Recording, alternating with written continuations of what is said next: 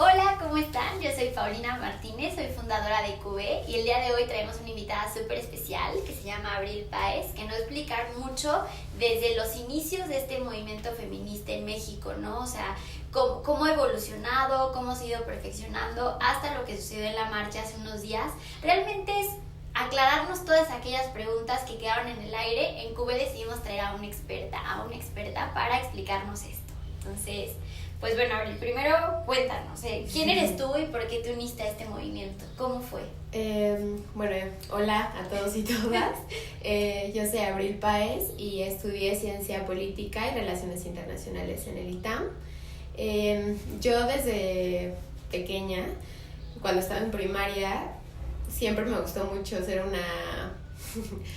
como estar protestando siempre por cosas que me parecían injustas. Ajá. Entonces, especialmente por la parte de las mujeres, mi mamá se dedica a trabajar todos estos temas desde el sector salud. Entonces, desde chiquita estoy bombardeada de todos estos temas. Y entrando al ITAM, me di cuenta que, como en todas las áreas, en la parte académica, o sea, todas las cosas que leíamos en los salones de clases, lo que nos pasaba en nuestra propia escuela, era un ambiente siempre desfavorecedor para nosotras las mujeres. Entonces, desde que entré, vi que había un colectivo feminista en la universidad y decidí formar parte de él. Y pues ya después empecé a trabajar para organizaciones de la sociedad civil que trabajan temas de género, y actualmente ahorita eso hago en mi trabajo también. Entonces, pues eso, viviendo situaciones personales que desafortunadamente es aceptar que no estamos exentas como mujeres. Sí estamos en una posición de privilegio muy grande desde muchos aspectos, y que a pesar de estar en esas posiciones de privilegio, el tema del machismo nos afecta a todas. Siempre. No, claro, y yo creo que al final esta presentación que acabas de dar, o sea, yo fui con Abril a la universidad y toda esta trayectoria que ella está contándonos lleva mucha congruencia, lleva mucha lucha y sobre todo mucha empatía, porque yo creo que eso es algo muy importante de lo que vamos a hablar el día de hoy. Tal vez no te haya sucedido, o tal vez no sabes ni siquiera si te sucedió o no, porque eso también puede llegar a ser una situación, ¿no? Y realmente abrirse un poco, y aquí lo que vamos a tratar de hacer es contestar esas preguntas desde las más simples hasta las más complejas, que es el debate de la semana pasada y que sigue estando esta semana, sobre el tema de la marcha, sobre el feminismo en México. Entonces, en primer lugar, vámonos desde lo básico. Yo sé que la definición de feminismo es dinámica, ¿no? O sea, va cambiando, ¿no? Y existen estas olas justamente de ir exigiendo. O sea, primero exigíamos ir a votar, ¿no? Y ya ahorita ella es otro nivel de lucha. Entonces, ¿realmente tú cómo definirías el feminismo actualmente, Abril? Pues me gustaría empezar diciendo que no hay una definición única sobre lo que es el feminismo. O sea, para empezar, justo esta nueva ola, que hay debates sobre esto, pero podríamos en un esquema general decir que estamos en la cuarta ola del feminismo históricamente hablando, lo que hace es reconocer que las mujeres que han luchado históricamente por los derechos tienen cierto perfil. Okay. Y que lo han logrado hacer porque tienen acceso a posiciones de privilegio. Entonces, justamente la cuarta ola sale a raíz de que dices, a ver, siempre las mujeres blancas de las escuelas, de las universidades, son las que salen a protestar, pero estamos dejando de lado que hay otras mujeres que no están luchando por sus derechos, o que sí lo están haciendo y no están siendo visibilizadas, que tenemos que meter. Entonces, no podemos hablar de un feminismo, o sea, empezando desde ahí. Son los feminismos, que en términos generales lo podríamos definir como un movimiento social y político, donde las mujeres se toman conciencia de una opresión que históricamente hemos vivido, independientemente del lugar, del contexto, de la época, del sistema económico, de la cultura. Siempre es una opresión por parte de los hombres hacia las mujeres. A eso es a lo que se le conoce como el patriarcado. O sea, es un sistema donde todo está hecho y diseñado, las instituciones, las leyes, los ordenamientos sociales, para que la mujer sea sometida al hombre. Yo creo que acabas de tocar aquí puntos muy buenos, ¿no? Y me quiero quedar con el primero, que esta parte, ¿no? De que siempre muchas veces viene desde arriba ese cambio, ¿no? Y ahora pues obviamente tenemos que diversificarlo y llamarlo más, a convocar a más personas, más feminismos. Pero ese punto es importante porque justo ayer yo estaba hablando con unas amigas que tengo y decían, es que no, a esas marchas, como esta enajenación, ¿no? Como decir, es que yo no voy a esas marchas. Y yo creo que justo lo que acabas de decir, la respuesta tendría que ser diferente. Es más, tú deberías de ir, ¿no? Tú eres la que tiene todas las herramientas, la educación, para ir y exigir, ¿no? O sea, y no tienes que dejar que la gente, pues, que está luchando por sobrevivir, vea esto, ¿no? O sea, es tu deber, ¿no? O sea, ponerlo un poco por ahí. Y esta parte de los pilares del movimiento feminista actual, ¿cómo los definirías? ¿Cuáles serían? A mí una definición que me gusta mucho siempre que hablamos de feminismo, porque se piensa equivocadamente que el feminismo busca que las mujeres seamos más que los hombres, o que los odiemos, o que ellos no sirven para nada, o que no hay que ser violentas con ellos. No, simplemente es exigir, porque sí es una exigencia colectiva, que nuestras diferencias sexuales, porque eso es algo que hay que entender. O sea, el movimiento feminista busca dos cosas. La primera es como la parte de la lucha social, en donde busquemos igualdad, pero es una igualdad en un sentido de derechos. O sea, porque hay que reconocer las diferencias, así como hay diferencias entre hombres y mujeres, que las hay y nadie las niega, diferencias físicas, diferencias en muchos otros temas. Eso no representa y eso no justifica que haya desigualdades sociales. Y ese es el problema de raíz, que esas diferencias que hay entre nuestros órganos reproductores están justificando que haya muchísimas desigualdades de derechos. Entonces, el feminismo lo que busca es que, a pesar de las diferencias que tenemos, entre mujeres las tenemos también, pero entre hombres y mujeres principalmente, que esto no representa una desventaja para nosotras ni para ellos. Claro, totalmente, y más para el tema de mujeres, como justo hoy estaba escuchando, pues justo le entrevisté a Lorette Moll y decía, bueno, aquí nos queda claro, o sea, aquí nos queda claro que en México ser mujer es un peligro. A ver, o sea, esa frase es tan cierta y a la vez, pues, tan peligrosa. O sea, es que pensarlo, ¿no? El 50% de la población, por el simple hecho de tener órganos sexuales femeninos, está en peligro, ¿no? Sí. Y justo esta parte de las cifras, ¿no? Vamos a titular este video lo que tendríamos que estar hablando. 6 de cada 10 mexicanas han enfrentado un incidente de violencia y 41.3% de ellas han sido víctimas de violencia sexual en su forma más extrema. 9 mexicanas mueren al día. O sea, eso ya sí es cierto, ¿no? Y es justo este peligro que se vive y no se trata de, o sea, ya no estamos hablando, yo creo, en mi opinión, de desigualdad social, estamos hablando de supervivencia de las mujeres, ¿no? Exactamente. Entonces, justo esta parte, o sea, yo creo que estas cifras han motivado a los movimientos que, bueno, desde que yo estuve en la universidad, han estado presentes, como Ni Una Menos o No Nos Cuidan, Nos Violan, que fue justo este movimiento el más reciente, y aquí también pasa, ¿no? Entonces, tú que has estado como más en esa ola, ¿cómo esto ha impactado en la elaboración de políticas públicas y en la sociedad? ¿Cómo lo podrías ver? Primero, rescataría la parte de la visibilidad de los problemas, porque siempre han existido, definitivamente. Todas las mujeres hemos vivido distintos tipos de violencia, como tú viste los datos, no estamos exentas. O sea, la probabilidad de que una mujer, independientemente de la clase social, de la raza, del estado de la república o hasta de la parte del mundo en la que esté, pero en especial en México, de que haya vivido violencia es altísima. Prácticamente 9 de 10 la van a haber vivido. Eso es una cifra que asusta. Entonces, antes lo que pasaba era que era muy normalizado que tú lo callaras. Claro. Entonces, había un estigma social muy grande en donde si tú fuiste una mujer violentada, estaba este mensaje que está ahorita vamos a hablar de eso, un poco reproduciendo el gobierno, como tú tienes la culpa, tú te lo buscaste, mejor cállate porque eres la violentada, qué pena que tuviste una relación tóxica, qué pena que a ti te violaron, qué pena que esto, qué pena que el otro. Entonces, justo esta nueva ola de feminismo, mucho de lo que busca es decir, a todas nos está pasando, aquí también pasa, Me Too. O sea, lo que hace es, a ver, todas alcemos la voz y digamos que no, hay que reconocer que existe el problema. Entonces, en primer lugar, visibilizar los conflictos que nos afectan a las mujeres. En segundo lugar, el tema de las redes sociales, creo que es algo que... Claro, que rescatar. O sea, que tenemos que rescatar. Y también ponerle ahí un asterisco en reconocer que, desgraciadamente, no todas las mujeres tenemos acceso a ellas. Y por lo tanto, estos movimientos que tienen hashtags, que tienen visibilidad en las redes sociales, sí nos están beneficiando y están beneficiando muchísimo en temas institucionales y de políticas públicas, pero hasta cierto punto. O sea, no podemos verlo como ya el logro del feminismo, porque seguimos siendo las mismas las que te podemos alzar la voz con esos medios, las que podemos acercarnos a autoridades, las que podemos ir a levantar una denuncia, las que podemos acercarnos a alguien en la universidad. O sea, no nos podemos quedar ahí. Pero hablando en el tema de qué han logrado estos movimientos, yo considero que sí han logrado bastante. O sea, si queremos hablar, por ejemplo, de la parte universitaria, con el Aquí También Pasa y el Me Too, o sea, hemos logrado acercarnos a autoridades para hablar el tema. Hay que entender que cuando una persona no reconoce que existe el problema, muchas veces, y en especial los hombres, es porque no conocen, es por ignorancia, y hay que llamarlo así. Y ignorancia porque no lo viven.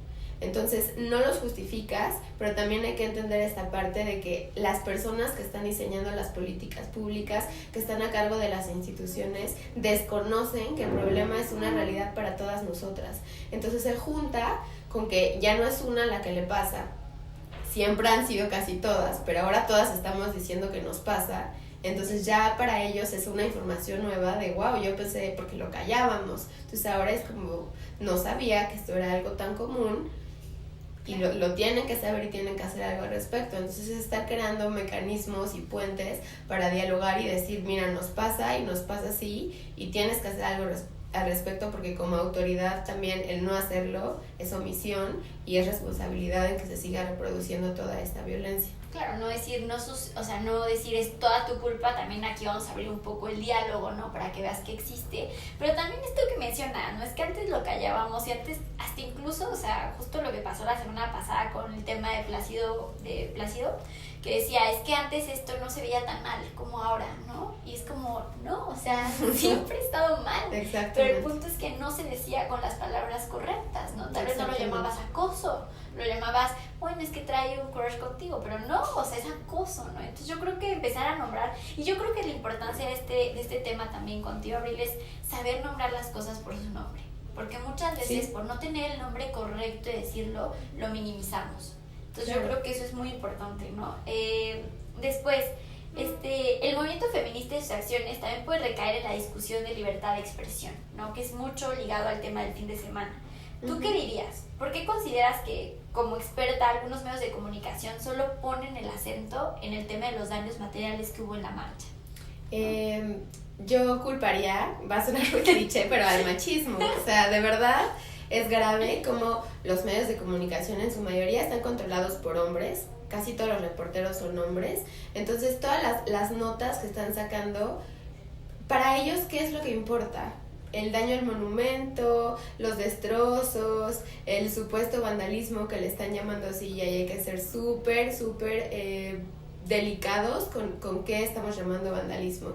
Si rayaste una pared es vandalismo, si lesionaste a una persona es vandalismo. O sea, hay que tener ese debate. Claro. Porque si le vamos a llamar vandalismo a que estamos pintando y prendiendo fuego, pues está bien, también prenden fuego todas las esquinas en la calle en la Ciudad de México y también grafitean en todos los espacios.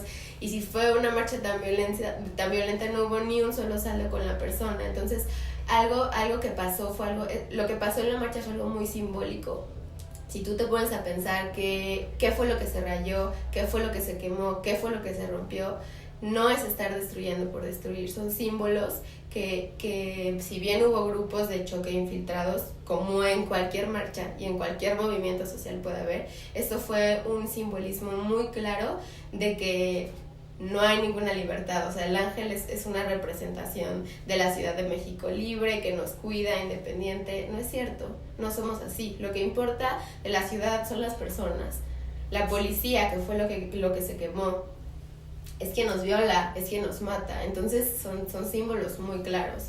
Claro, y yo creo que hay que poner aquí nosotras el acento literal de lo que sucedió, ¿no? O sea, las partes que se vieron dañadas, por así decirlo, que realmente formaron parte también de protesta, o sea, le dieron más fuerza a esta protesta porque justo lo que dice Abril, son símbolos que tenemos que dejar muy claro, ¿no? Que al final no están cumpliendo lo que deberían de hacer, ¿no? Claro. Yo creo que sí, justo, o sea, la sensación de seguridad en la ciudad ha disminuido muchísimo, o sea, tienes historias diarias. Todos los días.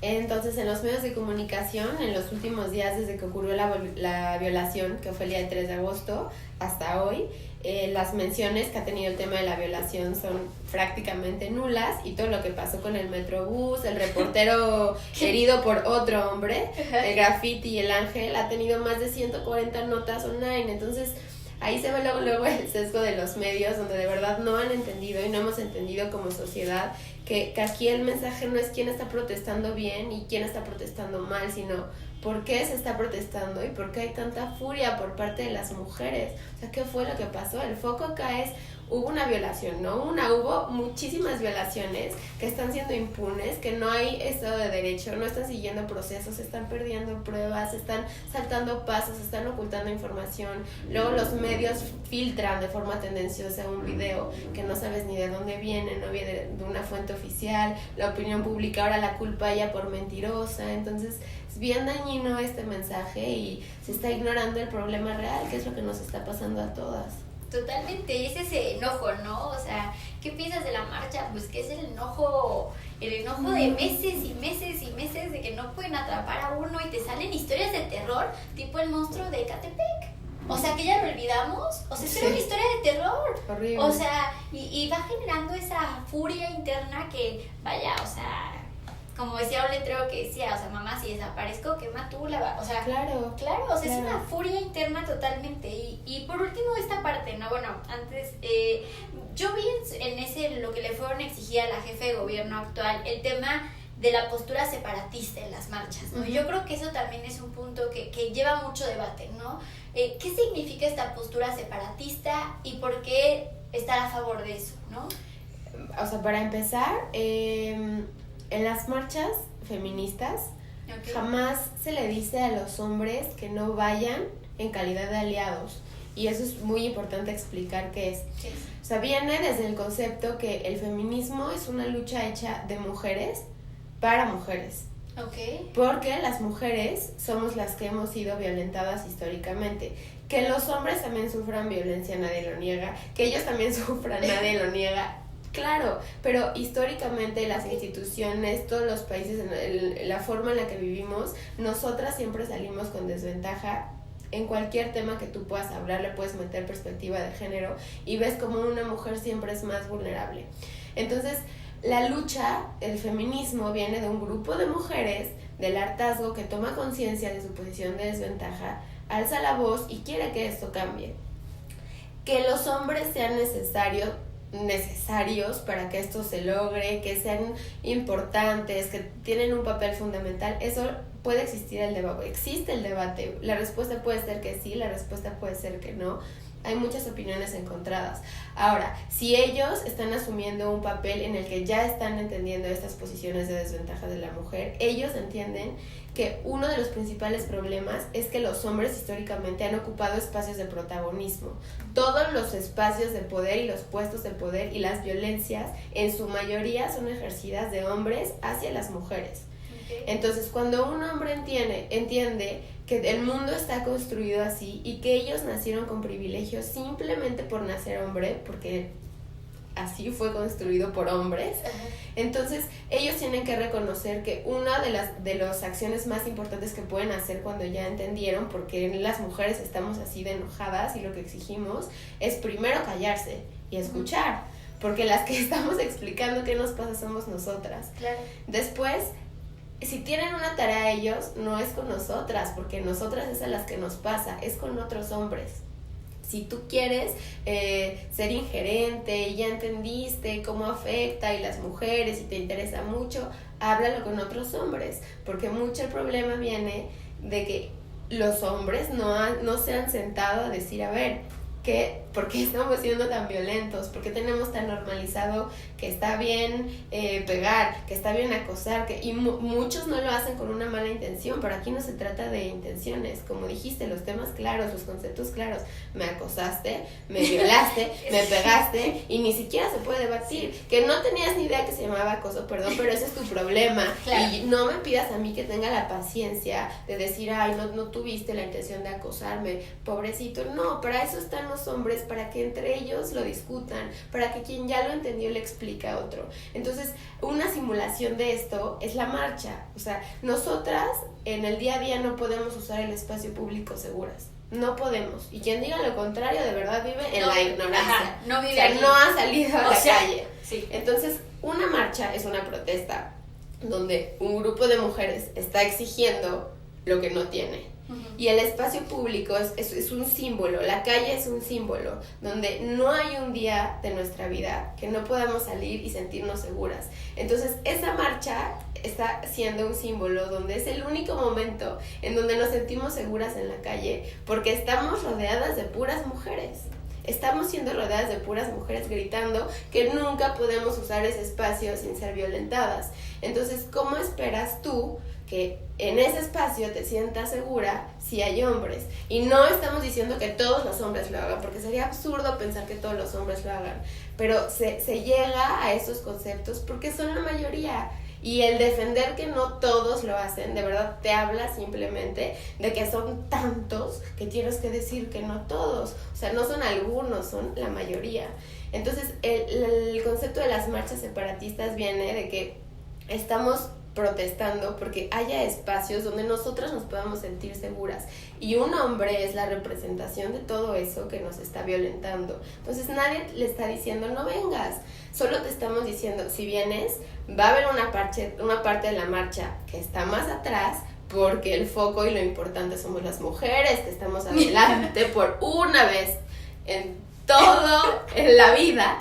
Por favor, déjanos el espacio, ni siquiera te estoy diciendo no vengas, solo si ven, danos chance, estas 5 horas que estamos gritando que nos violan y nos matan, de irte hasta atrás y de acompañarnos si quieres, no estés hasta adelante tratando, o sea, hasta los propios reporteros. Lo que sucedió, la prueba la tienes ahí, lo que sucedió. Un hombre con otro hombre, o sea, no, sí, Abril. Y un poco, ¿no? De esta parte, yo creo que has dejado muchos conceptos claros que están al aire, ¿no? Y esta pasión que transmites creo que es necesaria, porque más que pasión también es enojo ya. Sí. ¿No? O sea, ya es un enojo, ya es un hartazgo y decir, oye, sí es cierto, venimos de una posición privilegiada, pero te sientes así, o sea, no puedes salir a la calle, es un miedo, son unas historias, y qué horror, ¿no? Porque ¿cómo te puedes ser tan buena profesionalmente cuando ni siquiera puedes cruzarte, que te hace falta algo a la papelería de enfrente, ¿no? O sea, empieza a ser como todo un círculo vicioso. Y por último, como comentaste, sabemos que eres internacionalista, ¿no? Entonces, ¿cómo no? O sea, ¿a qué aspirar, no? ¿A qué medidas aspirar que han tomado países en otros lugares que han favorecido, ¿no? Tanto no quedarnos aquí, porque luego muchas veces pasa, ¿no? Como que te ciclas, ¿no? Ya no ves como una salida ni una solución, porque sí la situación es grave, pero viendo hacia afuera, como internacionalista, ¿qué puedes comparar? Pues yo creo que la urgencia más grande es este diálogo y esta conexión que tiene que haber entre las instituciones del gobierno y la sociedad civil. Y con instituciones del gobierno me refiero a todos los poderes, o sea, al ejecutivo, al legislativo y al judicial. El problema viene desde que estas instituciones están construidas por hombres. Los hombres siguen ahí tomando decisiones, creando las leyes, creando la política pública. Entonces, si no tienes perspectiva de género en cómo se construyen estas leyes y cómo las ejecutas, tienes como resultado un grupo de policías que te violan. Que si llegas y dices una parte judicial de ministerios públicos donde llegas y si dices me violaron, te dicen, pues cómo estabas vestida, pues si son las 3 de la mañana y estabas de fiesta. Y luego tienes a un presidente que sale a decir que pues todo está perfecto, que no dice nada de la marcha, que el país está muy feliz.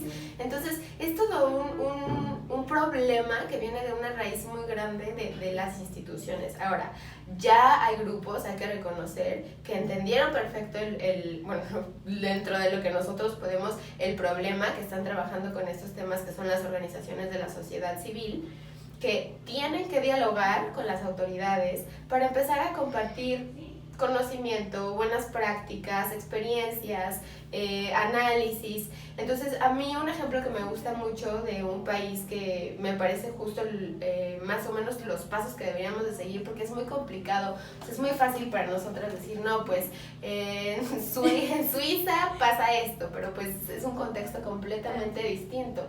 O sea, yo te lo pongo de ejemplo ahorita Londres, porque me parece que lo que hicieron es algo que se puede replicar independientemente de tu nivel de desarrollo económico como país, de tu continente. Entonces lo que hicieron en Londres fue crear un grupo de la policía local en todas las partes donde estaba la policía como operando en cualquier tema, las organizaciones de la sociedad civil y toda la parte del sistema judicial. Entonces se juntaron y crearon un grupo integrado por policías, hombres y mujeres, que los capacitaron, y civiles. Entonces las organizaciones de la sociedad civil capacitaron a esos grupos policíacos para que supieran qué hacer si una mujer que violaron, que abusaron, que hostigaron, que se sintiera insegura, llegara con ellos y ellos supieran cómo tratarla, qué decirle, orientarla, qué procesos debía seguir. Y no solamente esto, a la par hicieron una investigación muy fregona, donde identificaron cuáles eran los puntos de la ciudad donde ocurrían más casos de acoso, de abuso, de violaciones. Y ahí mandaron, o sea, ahí era como la parte objetiva de donde estos policías deberían de operar.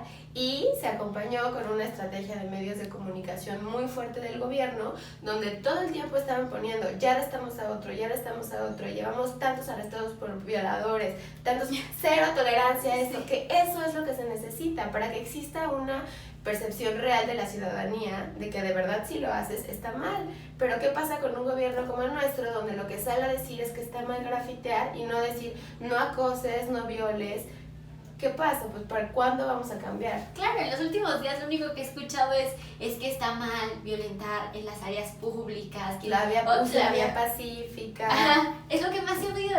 Y no escucho esta parte, a ver, no, está mal violar, está mal ser cero empático, está mal no ir a denunciar, está mal, pero no han atrapado a uno. O sea, es que mi percepción como ciudadanos no han atrapado a uno, ¿no? En cambio, se utilizaron una buena estrategia de decir, a ver, ¿cuáles han sido los resultados, no? O sea, porque yo creo que al final lo que nos debe de quedar claro es que esas miles de mujeres y otras miles y millones más que no fueron a la marcha, hay un problema real. Claro. Entonces, pues, no sé, Abril, algún mensaje más que quieras dar, algo que sí, ¿no? O sea, ¿por qué deberíamos estar hablando de este tema, no? Porque no solamente en entrevistas así, afortunadamente tenemos una experta que nos puede contar un poco este tema con mucho más precisión, pero también bajarlo a sus lugares, a sus comunidades. Justo ayer estaba yo en una junta de vecinos que estaba llevándose a cabo al lado en el café y eran puros hombres, hablando de la seguridad del fraccionamiento, y dije, bueno, ha de ser padre que vivan entre puros hombres, ¿no? No, o sea, hay que hacernos visibles las mujeres en todas las aristas. Si no te dan un lugar, porque tal vez no van a ir por ti de la mano, tú ve y exígelo, ¿no? Entonces, un poco de un mensaje, ¿tú qué dirías? Pues sí, o sea, complementando lo que tú dices, también yo pediría mucha empatía con las mujeres que no pueden alzar la voz, porque mucho este mensaje viene desde nuestra posición de pues, nos hace fácil decir, ¿por qué no la paz? ¿Por qué no denuncian? ¿Por qué no esto? ¿Por qué no el otro? Y hay que entender que la realidad que vivimos como mujeres es muy distinta dependiendo de muchísimas cosas. Que si naciste en cierta colonia de la Ciudad de México ya tienes cierta desventaja, que si cierto color de piel, otra desventaja. Entonces hay muchos factores que no puedes decir, como mujer deberían utilizar otros métodos. Está bien, qué fácil desde nuestra posición, desde nuestro privilegio, porque podemos ir a levantar una denuncia y de por sí esa denuncia, ¿cuántas de esas resuelven los casos? Nada. Entonces, tantita empatía en entender por qué se ha llegado hasta esta posición de este hartazgo colectivo, de ya gritamos, o sea, ya hemos levantado denuncias todas, ya hemos ido a las autoridades todas, ya estamos organizadas en colectivos, ya hicimos todo, de verdad. Salimos a la calle, ¿cuántas veces? ¿Cuántas mujeres siguen siendo asesinadas todos los días? En México, como ya le dijo Pau, todos los días 9 mujeres mueren. O sea, y les doy otros datos nada más para que chequemos el contexto. De 2015 a hoy ha habido 3.200 feminicidios en el país. 3.200. De enero a agosto de este año, 292 mujeres han sido víctimas de abuso sexual solo en la Ciudad de México. De 2013 a 2018, la sensación de inseguridad pasó del 74.7 a 82.1% de las mujeres. O sea, el 82% de las mujeres nos sentimos inseguras en el país. De 100 mujeres entrevistadas por Amnistía Internacional que fueron encarceladas, 33 de ellas fueron violadas. Entonces, de verdad, no sé de dónde viene esta falta de empatía, de no querer voltear a ver qué es lo que está pasando y que se nos haga muy fácil decir el ángel, pobre ángel, el metrobús. Al otro día se repararon, el ángel va a costar, hubo daños, claro que sí, pero la reparación que ha habido hacia nosotras como mujeres, como víctimas, que somos todos los días de acosos, de abusos, de violaciones, de feminicidios, nadie está haciendo nada. Y de verdad, mientras no se haga nada, vamos a seguir alzando la voz, porque fuimos todas, no hay mujeres y feministas buenas y malas. Fuimos todas y somos todas las que vamos a seguir saliendo, a alzar la voz hasta que de verdad esto pare.